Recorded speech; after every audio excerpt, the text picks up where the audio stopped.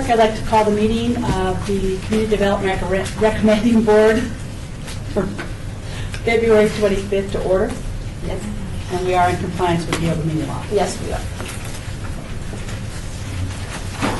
Do I open it for public comment? Yes. Okay. At this time, we have opening. Let me do roll call. Roll call, sorry. Member Aker? Member Aker? Member McCoy? Member Twistle White is excused. Member Powell? Present. Member Orduno? Member Hartley? Member DeSalvio? Member Wen, and I apologize for mispronunciation. Member McGrath? Here. Member Miller? Here. Member Pappas? Here. Member Asselin? Here. Member Jordan? Thank you. Madam Chair, Madam Clerk, Member Hartley is excused. Okay, thank you. Our next item is number 5 for possible action. No, sorry. 3, number 3. Oh, I'm sorry. That will work.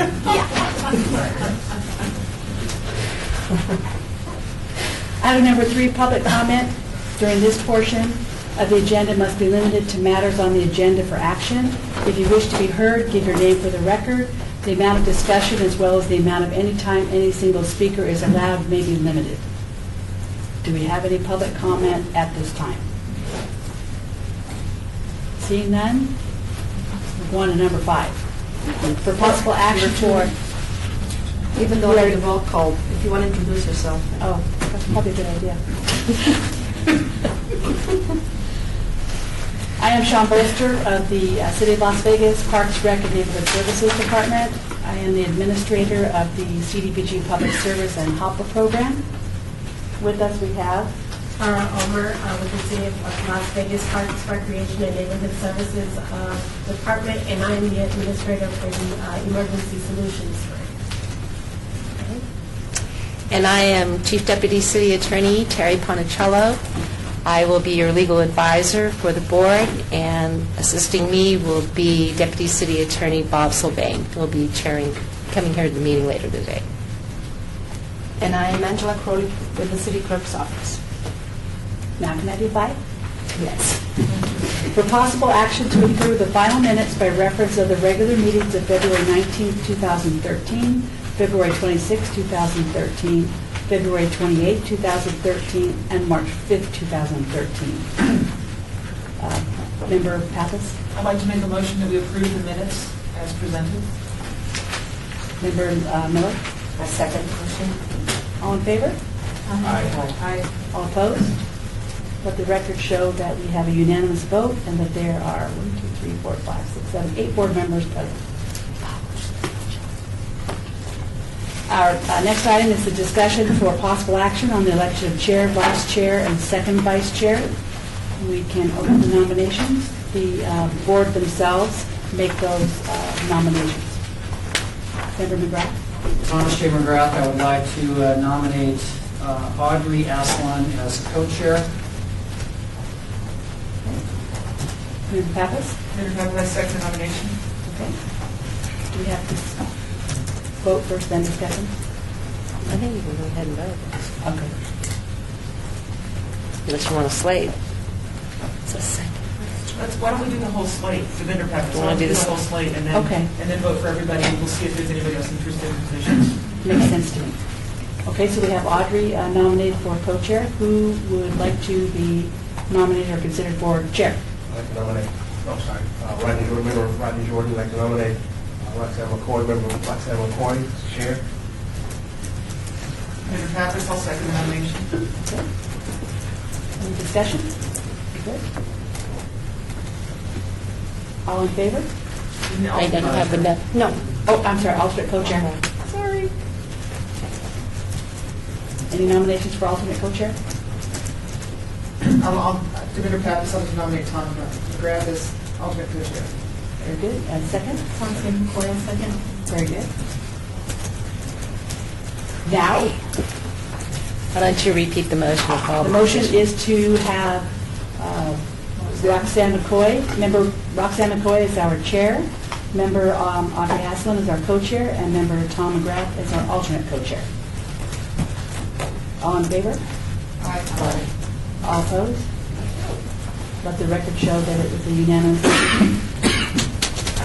And while we scooch,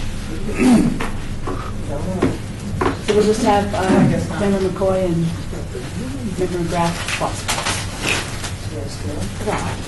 And while we're doing that, the two grants you'll be listening to today for presentations are the Emergency Solutions Grant and the Housing for Opportunity for Persons with AIDS Grant. Your presenters have 5 minutes to present and 5 minutes of questions. Tara is going to help me out with timekeeping this year. She's going to raise the red flag.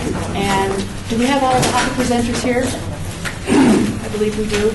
Would you like to be told at 3 minutes and know you have 5, or would you like to be stopped at 5 and have 5 left? Stop at 5? Okay. Tara will then raise the red flag at 5 minutes so that you can stop your presentation so that the board has time. If you have time after that, you can continue until your 10 minutes is up. And you're logged in, so you can score as you go, you can score when you're finished, it's up to you. You can look at your notes as you go along, board members. And I will turn the meeting over to our chair, Ms. McCoy.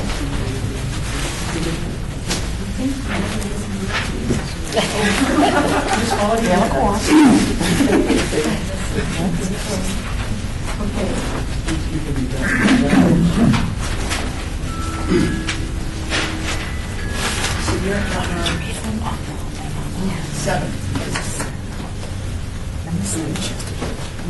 No, that's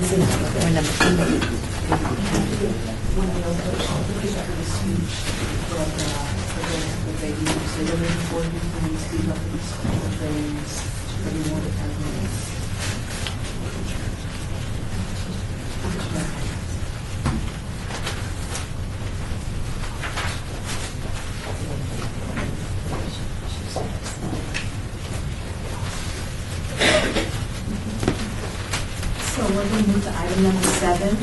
We're going to report on grants and scoring for housing opportunities for persons with AIDS, HOPWA, and Emergency Solutions Grants. Number 8.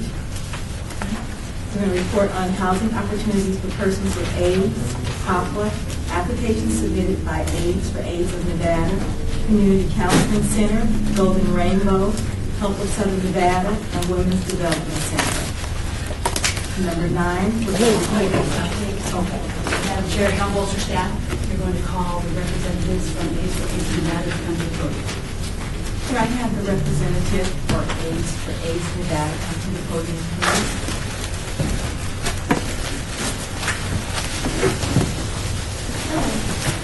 Good afternoon. You guys ready? Sure. You have 5 minutes to begin. Hi, my name is Antioco Carrillo, and I'm the Executive Director of AFAN, Aid for AIDS of Nevada. And I'm here with Jaquiza Mosley. She's our Program Director, and Raul Soto, he's our Finance Manager. And we want to thank you for giving us the opportunity to reapply for the funding that is vital to our programs, specifically, when we're talking about people that are struggling to keep housing and adequate housing for their health. The only difference that we are applying for right now is a little bit more of support for our clients in the form of possible psychotherapy, possible counseling for individuals in crisis, especially in their houses. Oftentimes we have problems with some of the clients that live in the house and the apartments, and we want to be able to make sure that it's affordable for them to have access to speak with someone at any given time during crisis. And for that, I'm going to let Jaquiza talk a little bit more about the program so that you can be more familiar with it if you're not already. As Antioco, I'm Jakisa Mosley. Thank you again for having us here and allowing us the opportunity to apply for continued funding. As Antioco mentioned, the categories that we're applying for are similar to those in previous years. STRIMU category allows us to assist low-income, zero-income clients looking for or pending a stable long-term pay source and who are in emergency financial hardship to maintain the housing that they have or to nope, that's permanent housing. Yeah, to maintain the financial situation they're in with their housing. Permanent housing, that's very minimal because we refer most of those clients to one of the community partners you'll be hearing, but there are times when we need that. And so that covers like credit check, because if I'm low income and I have to pay an application fee every time I apply for an apartment, that can add up and that's non-refundable. Security deposits, reconnection fees on utilities. One of our greatest programs, I think, that we've been funded for is TBRA, and we've been able to create two subcategories under that. One is our Parent and Me program, which works with families of individuals who have HIV and their dependents. The other is Secure Homes. So for those clients who are infected and they're not married or they don't have any minor dependents, they're able to receive assistance for up to 1 year, 12 months during the grant year, where we pay a portion of their rent to allow them to either get more education so they can become more marketable, get approved for disability or whatever it is, so they have a stable pay source. We teach them the budget. We meet with them every 3 months. Refer them to counseling, and so it's more intensive that we work with these clients. That's been awesome. So, I'm sorry, I'm skipping. The other thing is our property, Casa de Esperanza and Jardín de Esperanza. We have 20 units, 12 in a group living environment and 8 single unit bungalows. We've had several people transition out, and for the most part, it's been because they've become self-sufficient. With working more closely with the case managers, obtaining stable employment, it's actually been, I don't know, I think they kind of, for lack of a better term, they grew up. They were able to sustain themselves, and even though it may have been a little more for them to venture out on their own, the pride in being able to say, I can do this now, they wanted to move out. So the funding has been very beneficial to the clients that we serve, and I just ask that you continue it.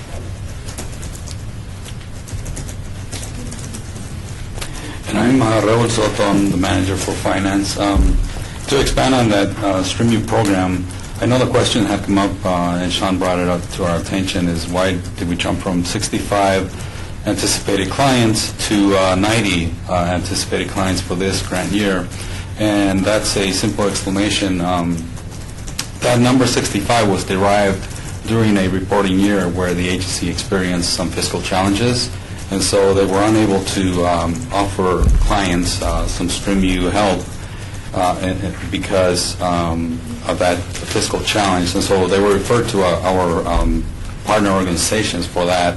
And so that number is kind of misleading in that sense. And so 90 is more of an adequate number in the sense that that's been more of the average. So that 65 was a combination. Thank you.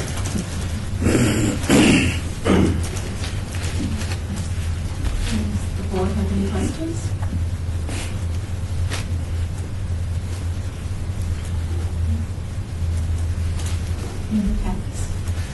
Senator Pappas.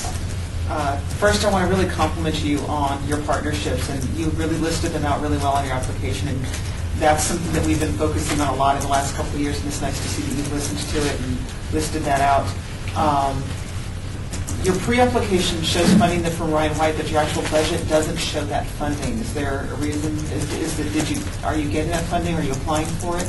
Yes, we are applying for, and as a matter of fact, we apply additional funding for Ryan White. the reason we didn't put it in there was because we were pending, we were also applying for that grant at the same time, so we didn't know exactly the total of the application. Thank you.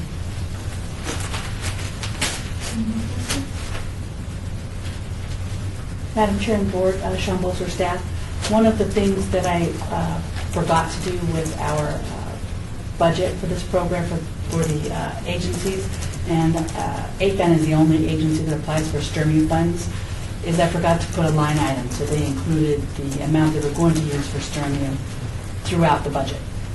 So I made a note to make a couple of changes for next year.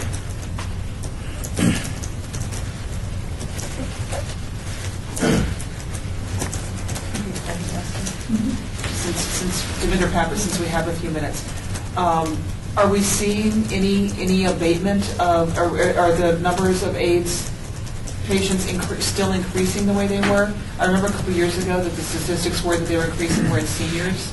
Are we still seeing those trends? What we're looking at, based on some of the conversations that I had and some of the numbers that I've seen at the health department, we're seeing a lot more infections in the younger population, the youth. And for us, the struggle is, to sort of have a plan of action that addresses the needs of the youth and anybody that may be at risk, and provide the services for people that are infected. The problems that we're having is that there's not a lot of prevention funds, because it's not as tangible as providing a bus pass or rent for somebody. And if you ask for a grant, obviously it's a challenge to say, I want to be able to hire 2 people to do HIV prevention so that they can go out on the streets and do all of that. The idea of measuring the effectiveness doesn't seem to be as hot as for us to make sure that we pay funds, to clients. And so the struggle that we see is that we have to be able to still put the message of prevention out there. And for that, my organization is looking at non-traditional funding sources. And what that means is that we're being more creative, and we're approaching entities that have never been around. Thanks to the connections that we have with the board members, we are looking at, other companies that may not appear to be focusing on prevention, but we are approaching them in a perspective of social responsibility. And this is the corporate companies that Antioco was mentioning. So, and the other piece is that we want to be able to get funds from there. I'm sorry. Oops. Sorry. That's okay. Thank you very much for coming. Thank you for having us. Thank you for having us.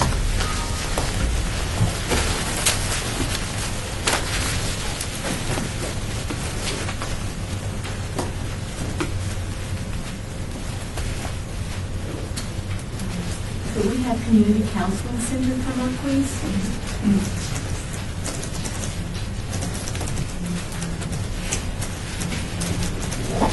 Madam Chair, I need to step out for just a quick second. I want to apologize to you guys. I'll be right back. Please, I'm so sorry. I'll be right back.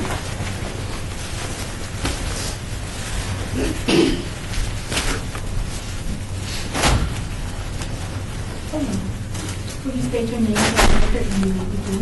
Sure. I'm Ron Lawrence, the Executive Director and Founder of Community Counseling Center. I'm Patrick Bozarth. I'm the Director of Community Health. Kay Velardo, the Agency Administrator.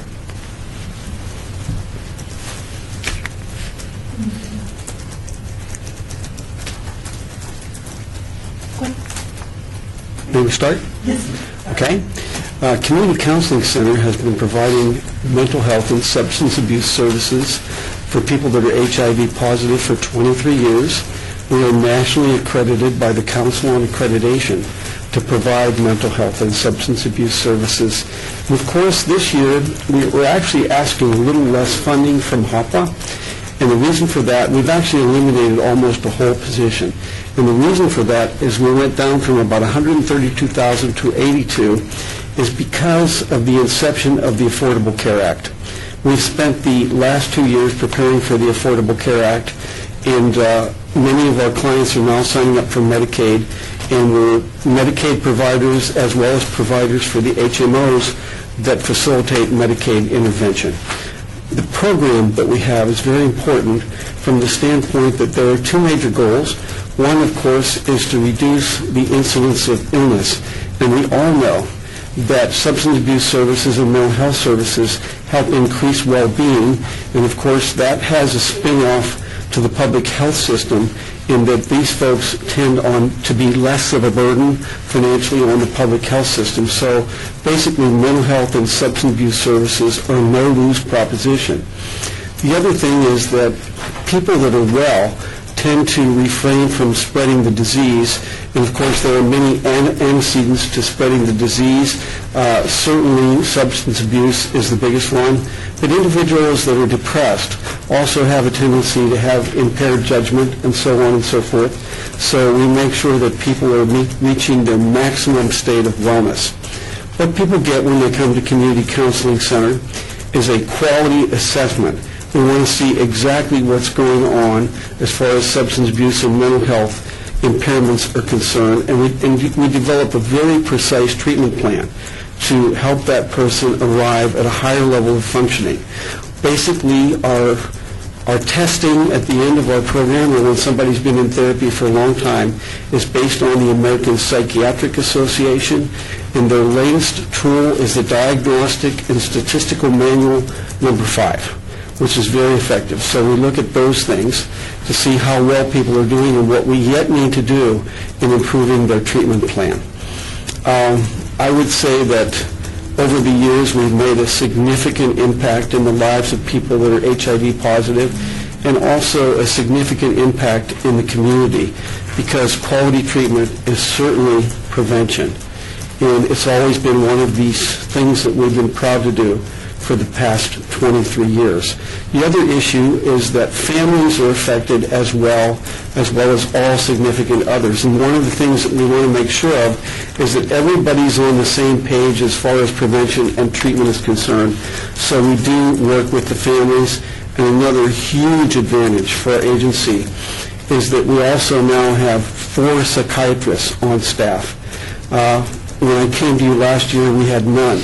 So what that means is that we get a full range of medical services in addition to psychotherapy. And what we've been able to do is combine some grants. The particular grant that supplies us with psychiatry is basically Ryan White Titles A and C, but also we have a grant from the Substance Abuse and Mental Health Services Administration, which is federal, that supplies us with 2 more psychiatrists. So that means that people get counseling, they get medication, they get family therapy, they get couples intervention, and anything else that we need to do to improve their level of health. I think we're done.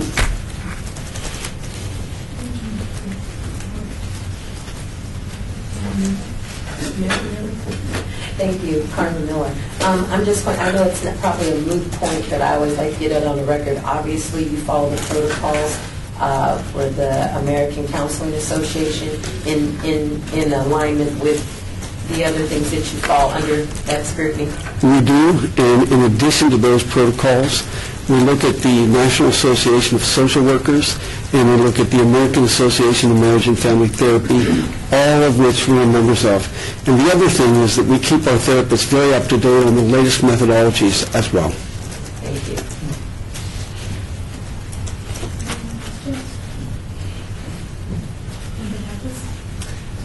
Thank you. Devinder Pappas, on your budget, last year you're showing a negative of $300,000. What is that? I'll tell you, while Kay's looking as our administrator, I'll tell you what it's about. We had a building that caught fire. And so basically that was a loss.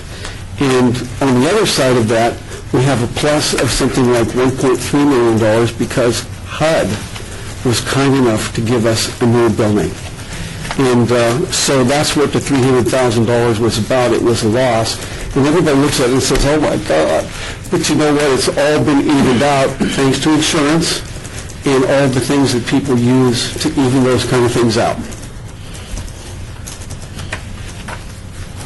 Devinder Pappas, one more question. Number 26, you don't show on your application that you're applying for any other funding from any of the other agencies. We are, and we're not, again, as with the previous agency, we're not sure exactly what we're going to receive, but we have applied for Title A, Title B, and we do receive Title C funds as well. But again, those things are all up in the air, and the simple reason for that is that funding is over February the 28th, and we know nothing. But we're trying to be optimistic. And then the new thing this year is Medicaid, and we currently have signed up 90-some clients for Medicaid, and it's still in flux because there are certain things that we need to do, but what's eventually going to happen is that these funds will become more transitional as we move over to the Affordable Care Act and get into the Medicaid and the HMO systems that govern Medicaid. Currently, we're providers with AmeriGroup and Health Plan of Nevada, which are Medicaid providers. Thank you so much.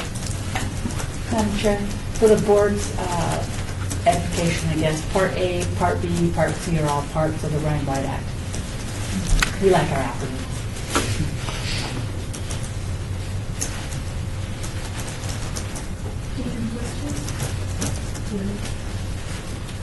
Thank you very much. And thank you all for the support over the years. It's been wonderful.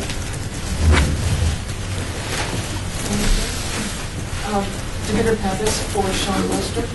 Do you think that in the future, under the funding, if we could put a column for applied for and then a column for received?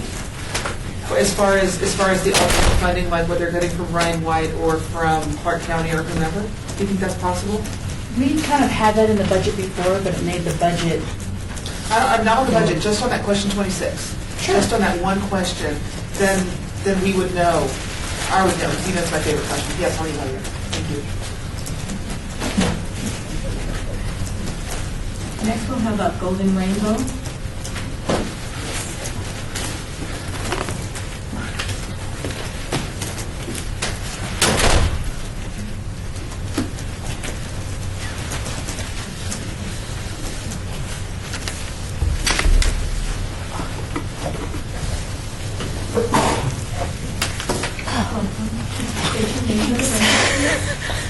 My name is Leah Carrasco-Zanini, and I'm the Executive Director for Golden Rainbow. I have with me today Leslie Rush. She is the other 50% of the staff for Golden Rainbow. And also Edna. She is one of our tenants that lives in our housing. I just want to thank you all again for the opportunity to speak to you today. We've been in the community now for 27 years doing housing. Our application is actually identical to last year's. We're asking for just over $90,000, $48,000 specifically for our 10 housing units, which are full and have been full all year. $31,000 for permanent housing placement, which Jaquisa from AFAN was talking about referring to us. And that is what that is for. $4,000 for supportive services, and then the rest, a small chunk for administration. I did want to let you all know that we're going to have a slight leadership change at Golden Rainbow. I am stepping down as of next month to stay at home. So Golden Rainbow's Board of Directors is actively searching, for this little bump. They're actively searching for a new executive director, someone that is particularly strong in housing programs. So I know they'll find somebody fantastic to replace me. But that will be happening for the new fiscal year. So just wanted to let you all know that as well. I did want to turn it over to Edna so you can get a little bit of a perspective from one of our tenants on our housing program instead of just hearing it from the staff all the time. Edna. Hi. My name is Edna Desjardins. I'm a tenant at Golden Rainbow and a client. And before I moved with them, I was paying twice my rent, struggling because I'm disabled, I'm on Social Security, and I had to pay an astronomical amount of rent and all my other utilities and everything, and I was barely getting by. Sometimes I wasn't getting by. I had to borrow from family members. But with them, I can do it myself more easily without worry, and I don't have to ask anybody for anything, because everything, I'm able to do it all myself without help, because I'm a single person. I have no kids, no husband, so everything falls on me. So with Golden Rainbow, I am more able to take care of those responsibilities on my own without having to worry about, oh my God, how am I going to pay my power bill this month? Or do I have enough to pay my power bill this month? Or can I just pay half and not have to, I can do it all. And I have no problem with it because of Golden Rainbow. Do you want to say anything, or you go? We're just so delighted to literally have been in this community for 27 years. It has been our absolute pleasure and beyond our honor to work with folks like Edna. She's a treasure, and God knows if every tenant that we had was like her, we would be the champions of the world. We're delighted that you would consider us again. From our hearts, it's our favorite thing to do, and we won't give up until there's a cure. So if you help us with that, we promise to be really good administrators of the funds. Thank you. Members, any questions? Member Pappas? Senator Pappas, first off, I want to say you can't be replaced, you can only be succeeded. So you hope whoever's going to succeed you is going to do very well. Congratulations on the new baby. Thank you. Edna, we really appreciate you coming in. I know it's hard to come in and put yourself out like this, and you did very well. You spoke very well. And it's very helpful for us to know that we really, it reminds us that we're really affecting people. So thank you so much for coming. You're welcome. And my last thing was I wanted to give you kudos for getting out of the red. You guys were in the red, and then you come back around and pulling it out. Thank you. Congratulations on that. Thanks. That's it for me. Any other questions? Thank you very much. Thank you. Thank you.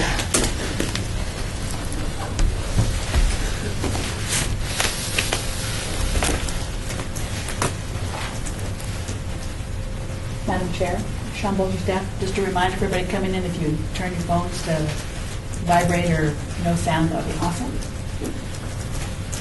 Next up, we'll have Health of Southern Nevada.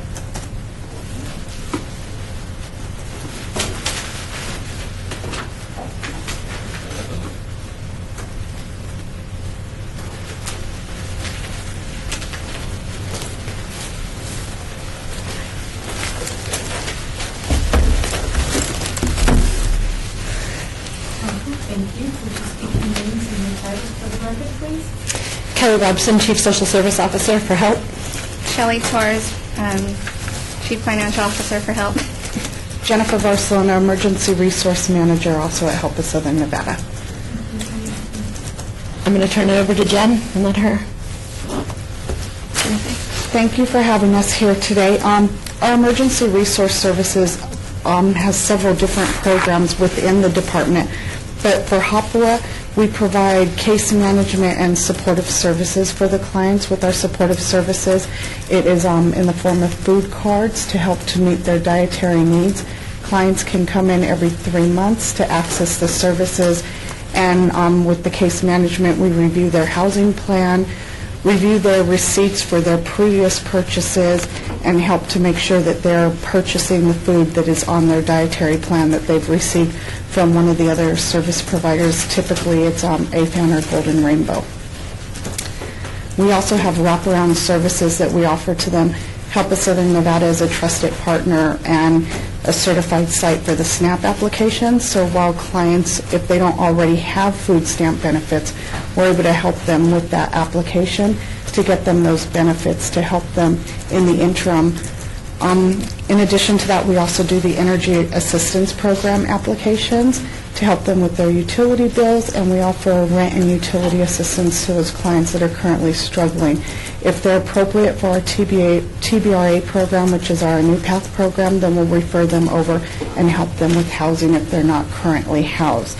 In addition, if they're not working, we have our Work Opportunity Readiness Center, and they do classes to help to get them back into the workforce. We also offer, we're also a certified outpatient drug and alcohol program. So if any of the clients are facing any drug and alcohol addiction or mental health, we do have a co-occurring counselor on site who can provide counseling to the clients. And we are, as of July, a Medicaid provider. Questions?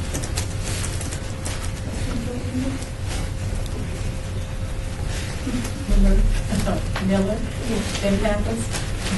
You mentioned, Carmen Miller, you mentioned you do wraparound services with the SNAP, if I said that correctly, wraparound services. Do you provide any other wraparound services in addition, since the focus is Southern Nevada, obviously, and the wraparound services, what other services in conjunction with the program that you have right now? That would be the SNAP, and then the Energy Assistance Program, and then if they need rent and utility assistance, and then the referral to our Work Opportunity Readiness Center to help them with the job searching and getting them back into the workforce.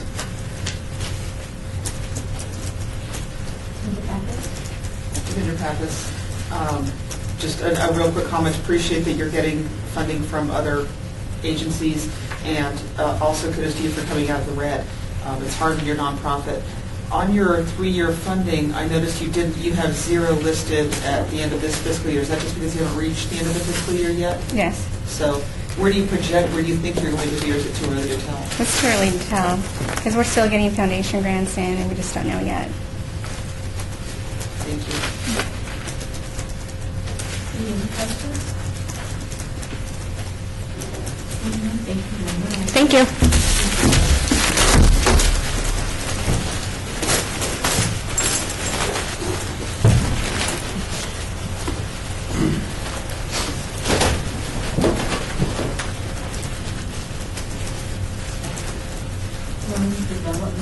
Hello.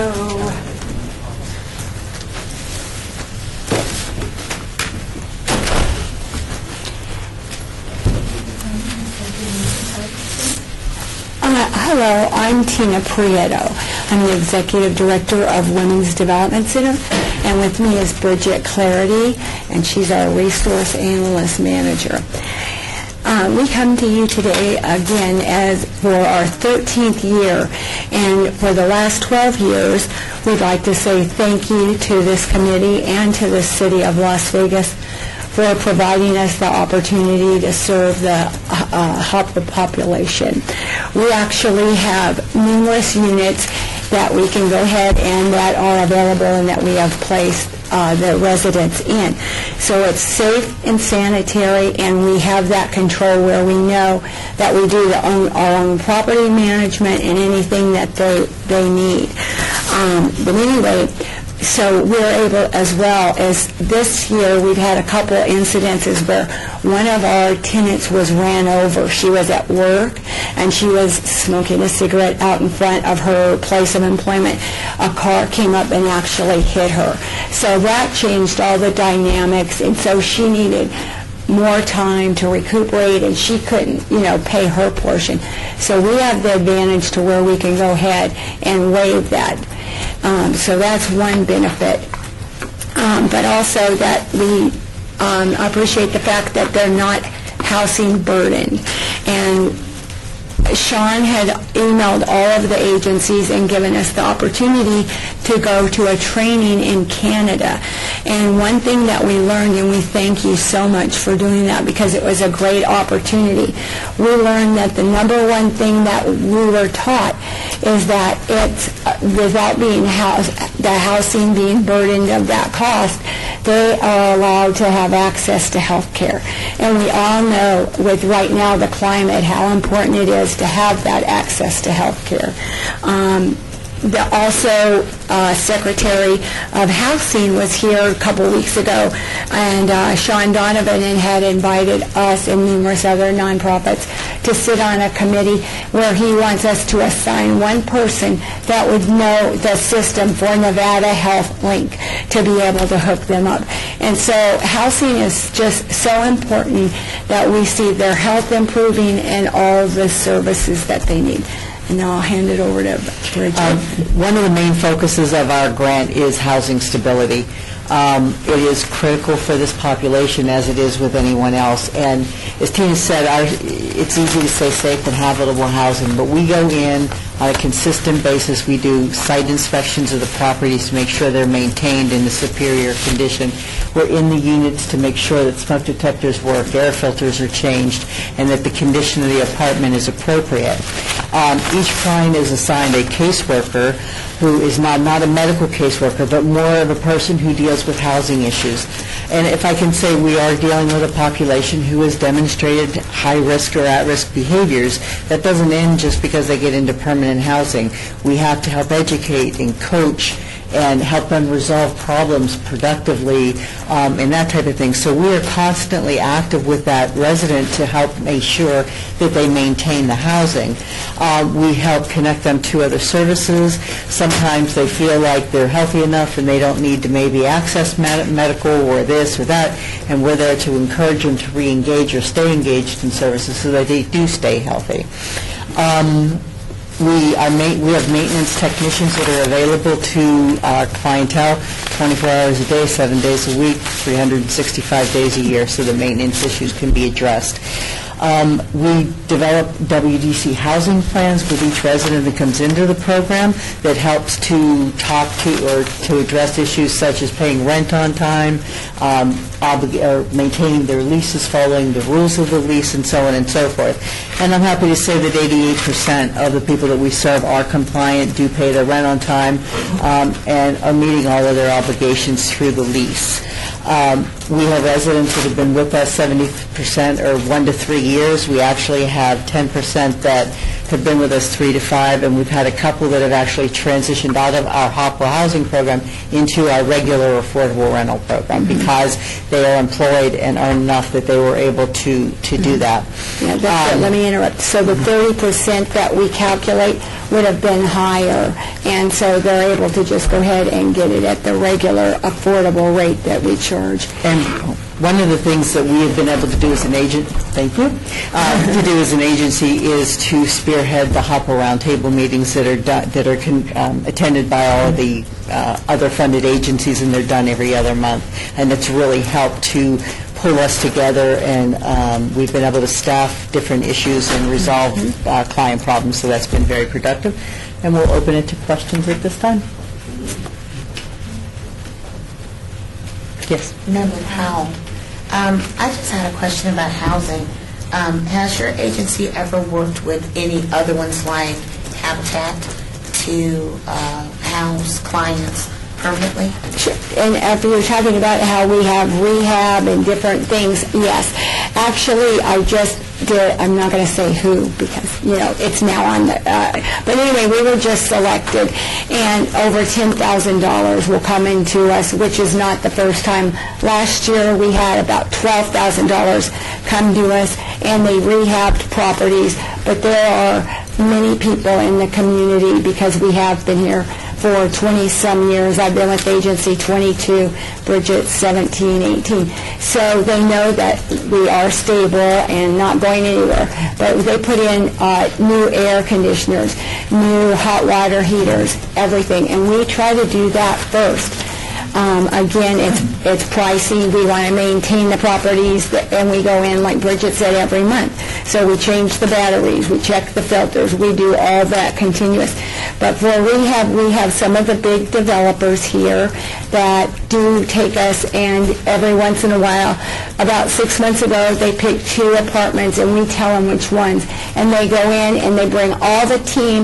In fact, they bring their children, and I might have told this story before, but it's so funny because one of the supers on the job site brought his son, and he had gone inside a closet, and he had little stick figures and everything in that closet, and so they all want to participate. They all want to get creative. So, of course, after he left, we did have to paint over it.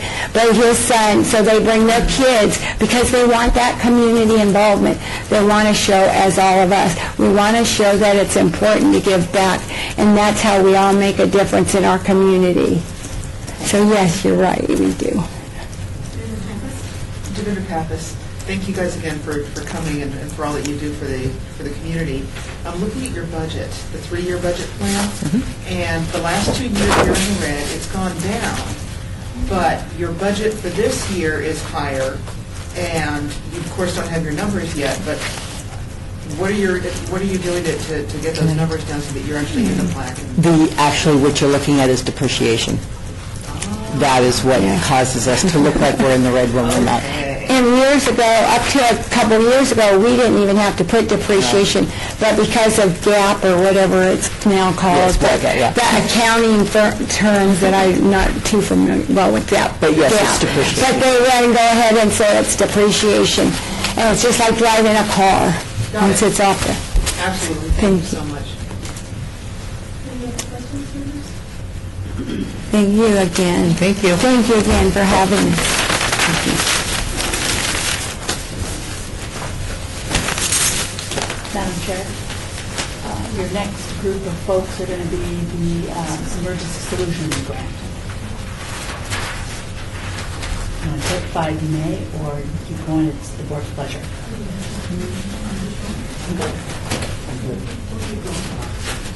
Let's start with the Catholic Charities of Southern Nevada. Madam Chair, can you please read item number 9 in full and then call the organization? Thomas J. McGrath, I'm usually stating as Catholic Charities of Southern Nevada is not my fault. So I will say.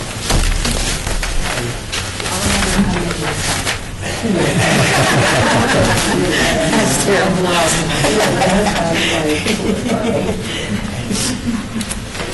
Okay, we're going to report on housing opportunities.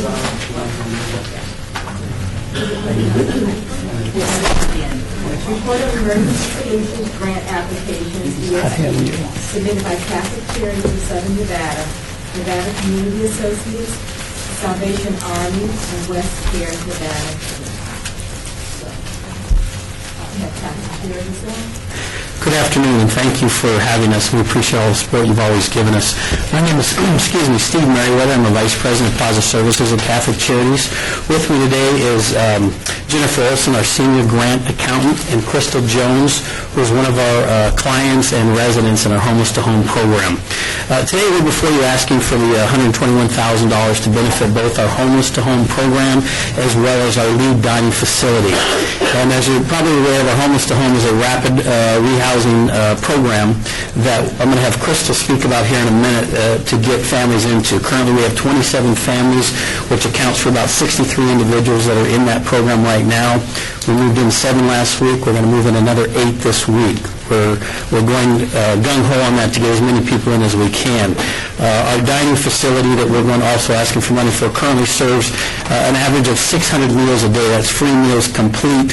And our Chef Juan had passed out just a sampling of the menu. It's not the old come and get a bowl of soup. It's a complete menu that he provides from start to finish with starch and a protein and a dessert and a beverage. So it's really fantastic. Without further ado, I'm going to let Crystal speak about her experiences in our Homeless to Home program, and then if you have any questions after that, we'd love to answer them for you. Thank you. Hi, my name is Crystal Jones. I've been in the program for 3 months now. It was a pretty hard struggle. I went from being homeless to now in an apartment now, and starting my self-sufficient. They've helped me go to Cartier Art School now. I'm in school now, so on my way to self-sufficient and everything. So my kids are happy now, and the environment is really comfortable. So it's making it easier for me to not to struggle and not to have that burden to where, I want to give up and this and that. So it's really coming along great, and I'm really appreciative for the Homeless to Home program. Just to touch on that, we're partnering with as many as we can, obviously with 3 Squares and a dining facility that can stretch that dollar tremendously. We're also partnering with both the Culinary Academy and Goodwill, specifically with Crystal and the Culinary Academy. We've made a partnership with them that they will provide us training for some of the individuals in our programs, both in our Homeless to Home and other programs there, that will give them complete training. Once they get out of there, there should be jobs available for them in different types of venues and different types of locations around the city to try and do that. And it's a wonderful partnership, and she's one of our originals, and so we're hoping that everything's going to go well. We expect it to go well. She's a wonderful example of what we can do as partnerships through our facilities here, and we're good at what we do. We feel we're great at what we do. We're wonderful at taking care of the clients and getting them what they need and the needs for them. So we really appreciate that. I was looking for the sign over there. I didn't want to get the sign. But I want to stop on time from the rules. But thank you all very much for allowing us to come here and speak and present this very important part of what we're doing. Thank you. Board members have any questions? Member Powell? You have the menu? I do. Chef has the menu. So what is the menu? Okay, yes. Yeah. And again, this will be an example of every day, 7 days a week. And as we can serve up to 1,200 chef a day. Yes. We're currently seeing 600, but we're turn no one away. Anybody that comes, there's no rules. Just come there and eat. We just want to feed you. So it's a phenomenal facility to do that there. If you haven't been there, we'd love you all to come, obviously. Just do it. And good luck to you. Your smile is like the sun. Thank you so much. She is. Her children are going to their school and everything as well, and we're certainly proud of her. She's a shining star. So. I'm We have- Wilson, Chef Jimmy. Operations Manager for Catholic Charities. I just want to include that we also use HMIS tracking for our dining room as well. So we can pull demographic reports for all the clients that come to access those meals. Madam Board? I have a quick question. Your programming, do you do any connection with the surrounding schools in terms of like them doing any community services, or is that a limited activity because of your agency? I'm sorry, I guess you'll have to Like expand on. volunteers, people that help with your agency, I mean, is there a partnership? Yes. With schools? I know you have partnerships with other entities and you do wraparound services, but in terms of like involving the community around your facility, like the schools and whatnot, to teach that responsibility. I mean, it's wonderful. We've helped this lovely young woman and she's on her way, but can we catch somebody before they get there? Am I making sense? You do make perfect sense. Absolutely. In fact, Ellen, I think you can speak to that. We do. Yeah, actually, Clark County normally sends me an email, and we are able to reach out to those families before they become homeless. And Ellen's the program manager for Homeless to Home over there, since she's actually Crystal's case manager as well. We also provide the clients a 30-day bus pass. We give them clothing. We also make sure that their apartment is furnished. We give them a gift card too, so they can go out shopping with their kids. Any other questions? Crystal, I just wanted to thank you for coming in. I know it's hard and probably a little embarrassing, but boy, you're awesome. And it's so nice to see your pride and your strength. And you're certainly, I'm sure, you're an inspiration to your children. Thank you so much. Thank you so much for coming in today. Thank you for having me. Thank all of you very, very much for all you do. We appreciate it. Have a wonderful day. Thank you. Madam Chair, Sean Bolshack, the HMIS system is a homeless management information system that all of the folks that use the ESG funds and other continuum of care homeless funds are mandated to use that system. So it's a wonderful tracking system. Thank you. Again, authentic.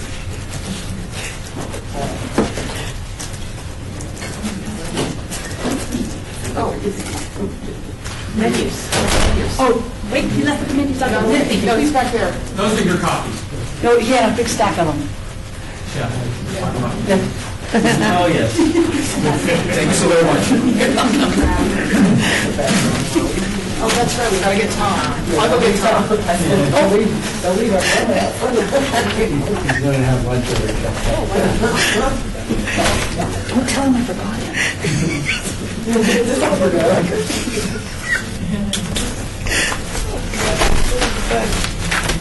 Okay, cool. Oh, yes.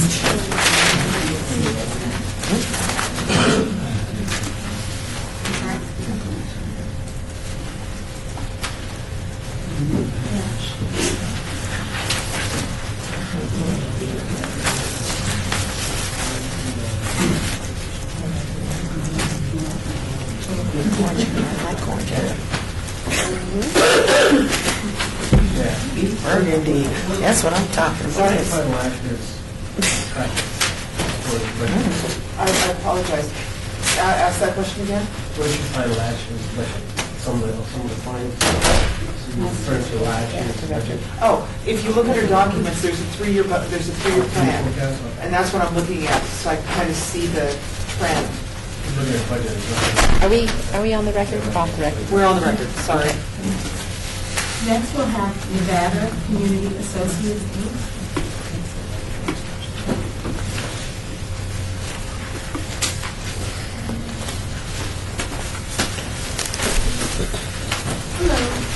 Good afternoon. Okay. My name is Carla Lewis. I'm the Executive Director for Nevada Community Associates. Can you hear me? Okay. I always have this problem. Okay. First, thank you for the opportunity to come and present for the grants. Do you hear me now? Okay. Well, the program that we're applying for is our Rapid Rehousing Program, Project 8. It was formerly our Transitional Housing Program, which we currently still run, but as this new year transitions, since we're going to receive funding from COC, the Continuum of Care, we're going to change that program from transitional into rapid rehousing, which is to actually take homeless individuals off of the streets and put them into permanent housing with supportive services. We've already been doing this with funds from Clark County over the past 3 years, and now that we're going to be receiving funding from HUD, from the COC, that's why we're actually going to make this program full-fledged and then dismiss the transitional housing program.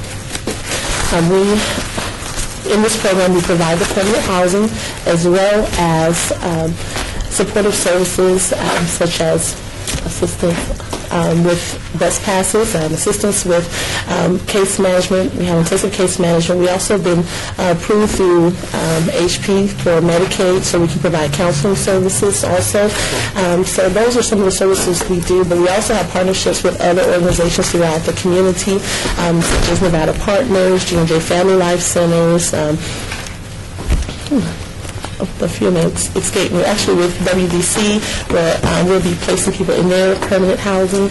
So there's a number of agencies that we do partner with currently that provide similar or different services so we can provide wraparound services for our clients. Basically it.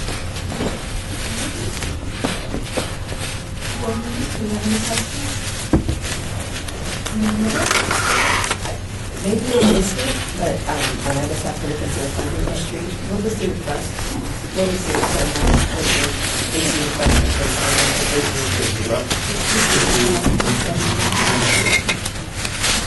Oh, okay.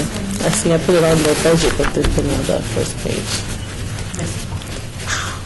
Sorry about that. What you're proposing, this transition that you're changing to this new program, sounds very similar to the presentation that we just gave. Are you partnering with the other organization, working together for the rapid rehousing? Yes, actually, we partner with several other organizations. Like I said, WDC, because of the housing that they have, we partner with them so we can place our clients into their facilities. We're a part of the consortium for the COC, where all of the homeless providers meet, and we have different discussions on making different changes or implementations throughout the city. But then also we have partnerships with other agencies that provide other services, like Nevada Partners. They do the employment piece for us, as well as G&J, and we can't get them into, if they're, depending on their age. If they're between the ages of 18 to 24, we'll send them to G&J, but Nevada Partners, and the Latin Chamber also, we send them over there as well, so. Okay, great, thank you. You're welcome. McCoy, I just want you to tell me what COC is. Continuum of Care. You're welcome. Thank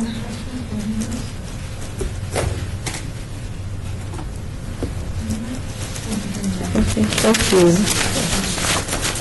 Madam Chair, from board and staff, if it would help if Tara explained just a little bit of what that continuum of care stood for, because the majority of the agencies that provide homeless services that are apply for funds are part of that continuum of care process. Tara Ober, City of Las Vegas staff person. I represent the City of Las Vegas on the Continuum of Care Evaluation Working Group, and essentially Southern Nevada applies through a regional application to the Federal Department of Housing and Urban Development for Continuum of Care funds. The purpose of those funds is to provide transitional and permanent housing. And last year, I believe we received a little over $11 million in our community.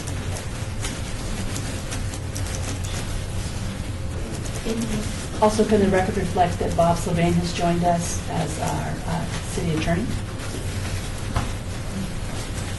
Next up, we'll have Salvation Army.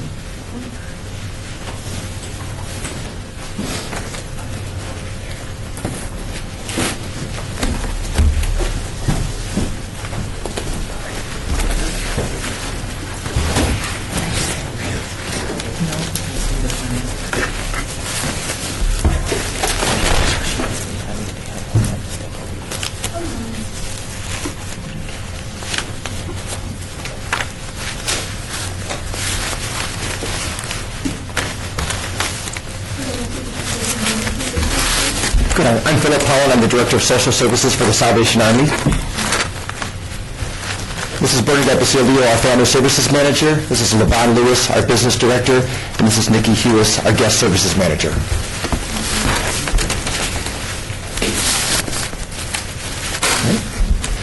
Good afternoon once again. My name is Philip Holland. I'm the Director of Social Services for the Salvation Army. The Salvation Army is one of the oldest and longest continual providers of social services, serving Las Vegas since 1937. For more than 65 years, our mission has been to meet human needs without discrimination, doing the most good. Our shelter facility provides clients access to the most basic needs: food, shelter, and clothing, while providing a safe place for homeless adults to stay 24 hours a day, 7 days a week, 365 days each year. Case management staff assists clients in overcoming barriers that have led to their homelessness and provides guidance, direction, and access to mainstream public benefits. The Salvation Army provides rapid rehousing services to literally homeless clients identified through our emergency shelter, human trafficking programs, as well as community partner referrals. The program provides all the intensive services needed to move clients into permanent housing first, and then provides the additional services needed to ensure stabilization and self-sufficiency. Each client will enter our program with different circumstances, education and skill level, attitude, physical and mental condition, and therefore may require a variety of services to prepare them for rapid rehousing services. We assess the client's entire lifestyle to determine what services are needed, identify barriers leading to their financial crisis, develop an action plan, and recommend steps to ensure program success. We work together with the client to locate appropriate housing resources, assist with rental fees, deposits, and up to 3 months of rental assistance, while connecting them with community resources. The ultimate goal is to develop a long-term plan for housing stability, avoiding eviction and future episodes of homelessness.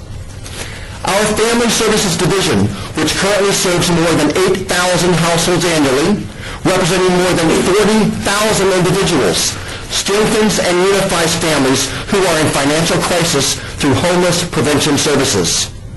According to the Constable's Office, as of October of 2013, 17,365 eviction notices were posted last year. Las Vegas leads the nation in evictions, attracting significant negative national and international media attention. The Homeless Prevention Program assists clients by enabling them to stay in their homes, providing the necessary rental assistance to avoid eviction and homelessness, and offers wraparound services, including access to our food pantry, utility assistance, and referrals to community partners. The Salvation Army staff is an incredible amount of dedication and pride, and they have, enabling our organization to maintain administrative and our fundraising ratio at 12%, with 88 cents of every dollar providing direct client assistance. I'd also like to point out that while the Salvation Army is an international organization, local programs such as this must cover their own operational expenses through private donations and grants. I thank you again for your time this afternoon and the opportunity to provide this brief overview, and I'd now like to introduce Bernadette to share some final thoughts. Thank you. Yeah, that's yours. We can do it. I'm sorry. What does help look like? Well, a picture is worth 1,000 words. From home to shelter to the street is why we are here today to speak. A lady stands in a corner holding a sign. Stuck in a damaged society made up of human design. No prior convictions, no drug addictions. She hands me her 5-day eviction. It can happen to you. It takes one incident, one emergency, one accident. So the question is, what's the urgency? It's prevention of homelessness, providing food, utility, and rental assistance. Ignorance is the ignorance that surrounds us. The elderly, the young, the families in crisis. Ignite the perpetual power within us, creating awareness. Support the Salvation Army. Uplifting families in financial forgiveness. We encourage all to be considerate, supportive, and kind, always benevolent to mankind. When help is needed, what name comes to mind? The Salvation Army. 7,800 corps in 118 countries, serving in 1,500 stores around the world, in our community and in our homes. The Salvation Army. Help us reduce their frustration and let us provide stabilization, uplifting individuals in our community and in our nation. It is our duty to provide positive, productive ways to improve lives in our community. And it begins with you and I. This is the reality that I see every day. Take a look at the picture. Will this be you someday? Thank you.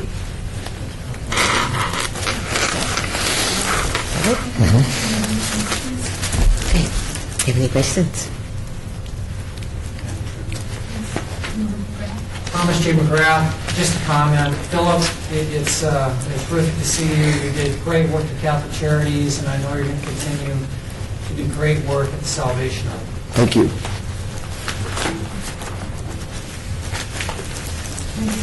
Thank you, Member Pappas. I like the poetry. Did you write that? I did. Very nice. You need to send that to National. Oh. Your 3-year budget, I do see that your expenses have been going down every year. That's great. With these tough economic times, it's nice to work with agencies that are so cognizant of the fact that there's so little money to go around, and seeing that you're working so hard to bring those costs down. We really appreciate that. And I know that you and all of the agencies are very much appreciated by the Las Vegas family and everything you do for us. Thank you. It's really about partnerships, it's really about collaboration, and we really are out there trying to be able to work together, so that we're not operating in silos, we are operating together in harmony, and so that's what this community really is doing, and we're very proud of that.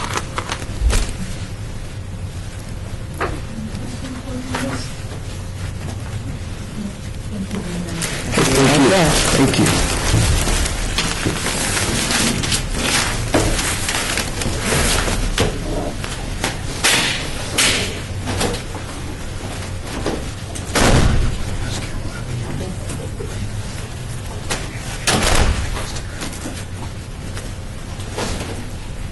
Call of West Pierre, Nevada. West Pierre, Nevada.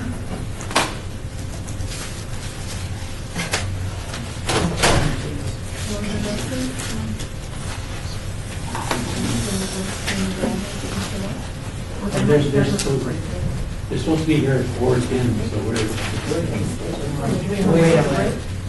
Yeah, we're way ahead of schedule because I see the organization.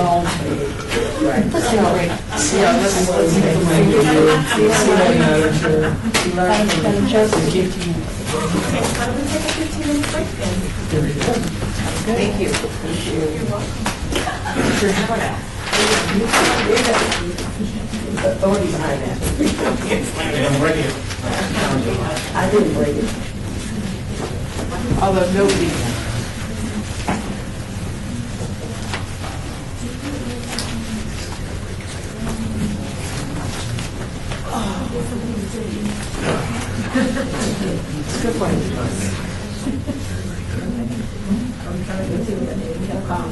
Next time I'll bring the yoga team. We'll do yoga together. We'll bring yoga next time. I don't, but every stuff is going to this is a real conversation. Some very nice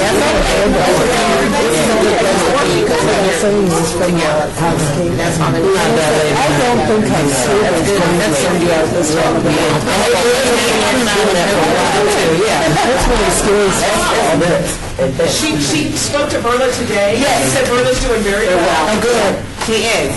Yes, and we bring her back. She would love it, I'm sure. George, said hi. I will. We love her.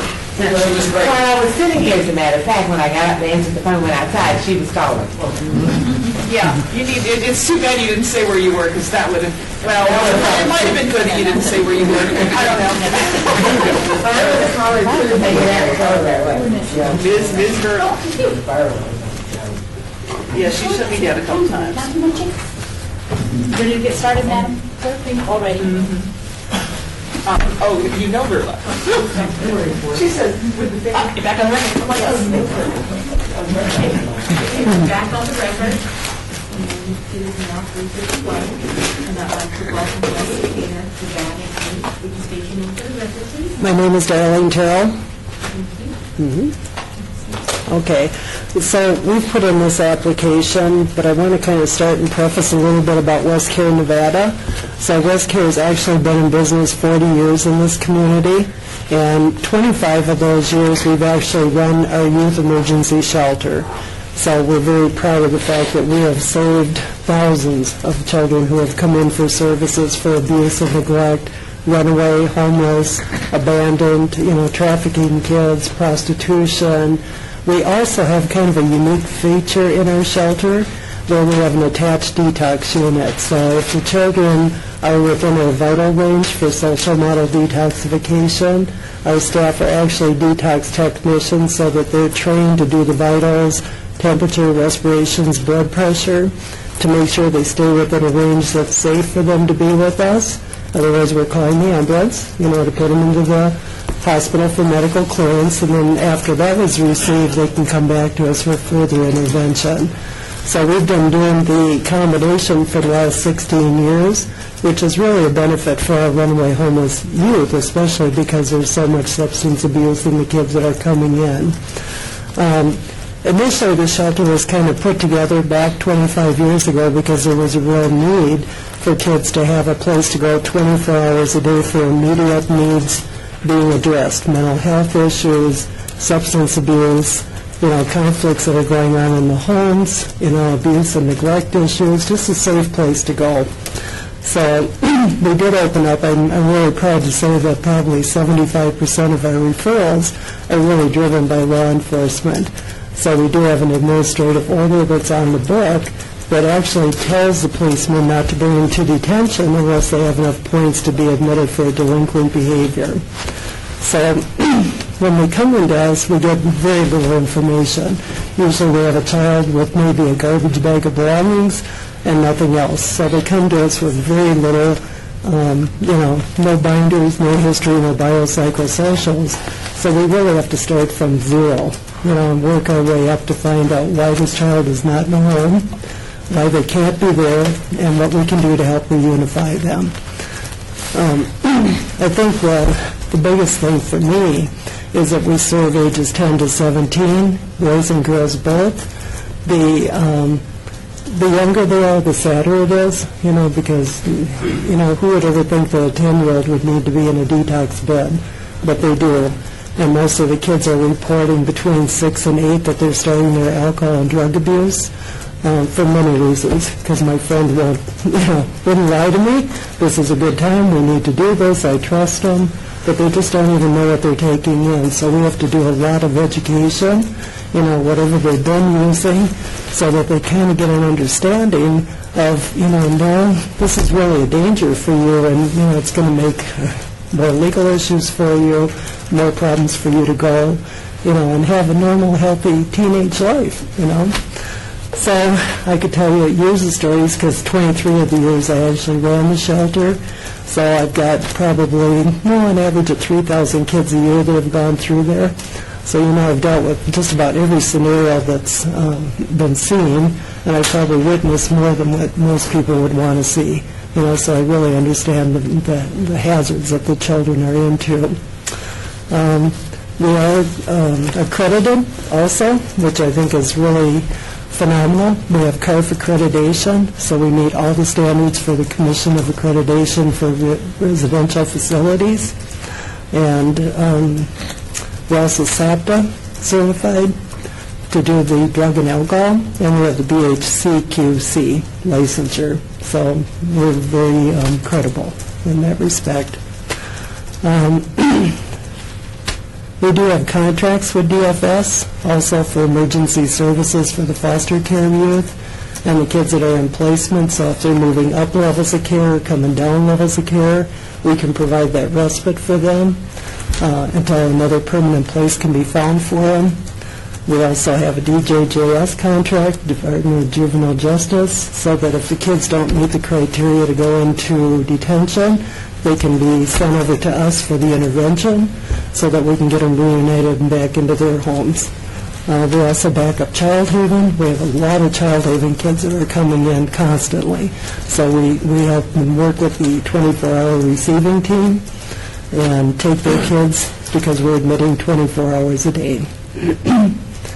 We're also a safe place, which means that any of the kids that are coming in through terrible herps or the bus stations or the cabs, or we get referrals from the Nevada Partnership for Homeless Youth or Help with Southern Nevada, we all kind of work together to make sure we have a safe place for the child. Okay? Let's see, what else do I have here? Probably, okay. Board members, do you have any questions? Member Pappas? Mr. Pappas, I've got a bunch of questions. I'll do them two at a time and let other people step in. What's the recidivism rate for the kids coming into your system? Well, that's a good question, because there's always going to be a handful of kids that are coming back, and just because you plant a seed on the first time doesn't mean that they're ready to deal or accept with what you've given. So some kids may come back 2, 3, 4 times until they get it, and then we have other kids that might come back numerous times, especially the state wards. I would say that overall every month we're about 75 to 80% successful in getting reunification, identifying what the issues are, getting a plan with whoever the legal guardian is, and getting those children back into care and on their way with a goal. Okay, question 2. When you're talking about reunification and getting them back to their guardians, we all know that sometimes that's why they left. It's not a good situation. You have something that evaluates that and a place for them to go? Do you have a plan in place for them to find them a safe place if their home is not safe? Right. So there's a lot of different things that can happen. So if the child is coming in and obviously saying there's abuse or neglect, we're all mandated reporters, so we have to do that first before we would do anything else. And then sometimes after CPS does their investigation, they'll say that the child has to return home, but the child is really saying, it's not safe for me, I can't be there. So we'll do a lot of work with the family to say, if we push the child back home to you, they're just going to run away again. So can we come up with maybe some alternatives? Can we do something? Because it's just going to be a vicious circle of you going around. So a lot of times maybe the legal guardian will consent to a grandmother or an aunt or somebody that the child says they feel safe with, and do a temporary guardianship change, with that. If it's really just the child is mom's in the parking lot, and the child runs, but then after the mom leaves the parking lot, the child comes back in the door again and says, I'm not going with her. Then we have to take other steps to advocate, and keep them. We've got 21 days that we can actually house a child, through the basic center funding that we have with the government. So we always tell them, just because things aren't working out, that doesn't mean we're going to put you back on the street.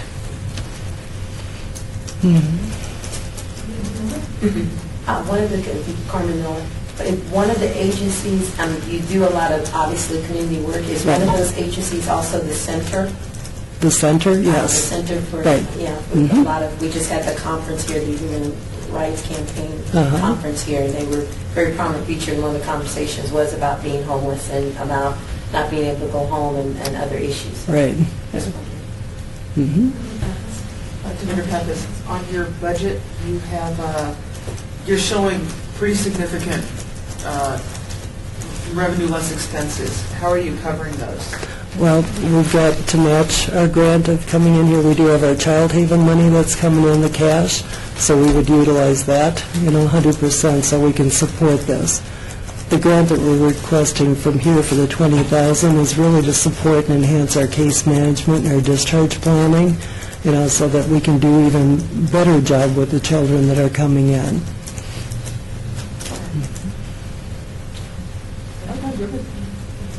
Audrey Aslin. Number 8, it says that you are proposing Right. Mhm. Well, no, this money is going to help supplement so that we can do more services for the children. How many do you think this funding will reach? And the population has fluctuated so much, and if I take back the whole 25 years, if I had to average, we can go from 1,000 to 2,500, and you never know, because it's what's going on in the community and how people are coming in and being referred in. So whatever ends up at our door, we're going to deal with it. We don't turn away anyone from services. So 1,000 might be the number that we say we're going to serve, but we may actually serve more than that. Thank you, Director Pappas.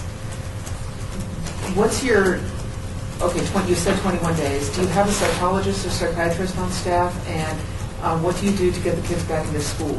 Okay, those are very good questions. I wish we had the money to have a psychologist and psychiatrist on staff, but we don't. But we do have licensed mental health therapists. We have good partnerships with a lot of our community mental health people, and depending upon what insurance they might have, that might determine where they have to go to get it. If maybe the parents have Harmony or Holman or one of the other insurances, we would go through their people and set it up and help intervene so that the insurance would help the parent pay for it. If not, we have our our medical director, Dr. George Kaiser, and we have Dr. John Anushan, who is a psychiatrist on our team. We can consult with them, and they also will lead us to what would be appropriate for that child. I think the time's up. Oh, yeah. Goes fast. I know. Okay. Thank you so much. Okay. Well, thank you for considering us. We appreciate all the help. Okay? Thanks.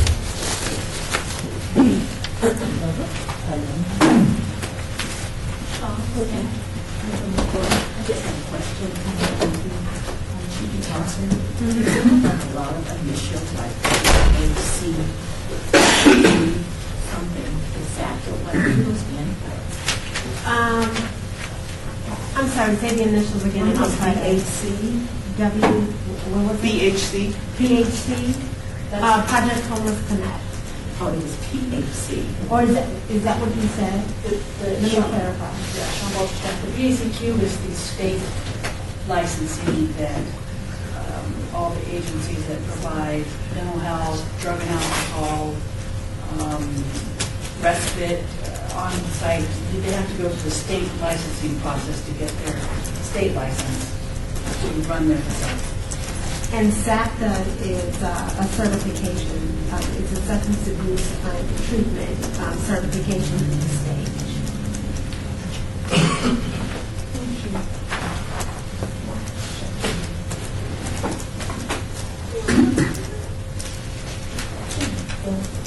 Madam Chair, Sean Bolster, staff, we can now go to item number 10 that you'll want to read into the record. Item number 10, citizens' participation. Public comment during this portion of the agenda must be limited to matters within the jurisdiction of the board. No subject may be acted upon by the board unless that subject is on the agenda and is scheduled for action. If you wish to be heard, give your name for the record, the amount of discussion on any single subject, as well as the amount of time any single speaker is allowed may be limited.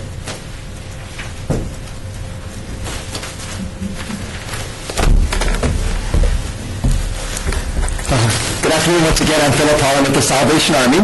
I just wanted to say, first off, this is right for me. I look forward to this opportunity to be able to get together because the passion that's in this room, the commitment, the dedication of each and every one of you, year in and year out, to come back each time and be able to be a part of this process. We are changing lives in this community by being a part of this. We are here to make, to do great work, and each and one of you is so dedicated, and I thank you from the bottom of my heart, from everyone of the Salvation Army. Today you listened to presentations from HOPWA, the 5 presentations as well as the ESG, and this is just the beginning as we move forward. The CDBG presentation's coming up next. We'll be together from now until March 11th. I think it's fantastic. I take an opportunity to learn from each one of these presentations to be able to see the kindness that's shared amongst all of the different community partners. We are in this together, as I mentioned earlier. It's not about silos. It's about partnerships. It's about collaboration. As Member Pappas pointed out, it's partnerships working together to be able to do great work. And at the Salvation Army, we went through a recent organization change, and so Major Bob and Rhonda Lloyd, who was with us for many years, recently left and have gone off to Boise, Idaho, and now Major Kelly Potzler is now our coordinator for the Salvation Army. And I recently joined the Salvation Army as well, and LaVon Lewis, as our business director, is recently on board, as you met earlier. So all of us are so excited to be a part of this significant learning opportunity in the community to do great work. Again, Tina and Bridget earlier from the Women's Development Center, great partnerships. I invite all of you to come down. If you haven't had a chance, please come down to the Salvation Army. Take a tour. Volunteer with us. Please visit us and learn more about all the great work that we do together. From beginning to end, I thank you right now for being here today. And Member McCoy, Member Asselman, and Member McGrath, congratulations on being the chairs and co-chairs for this committee. So thank you so much. Have a great day. We'll see you soon. Thank you.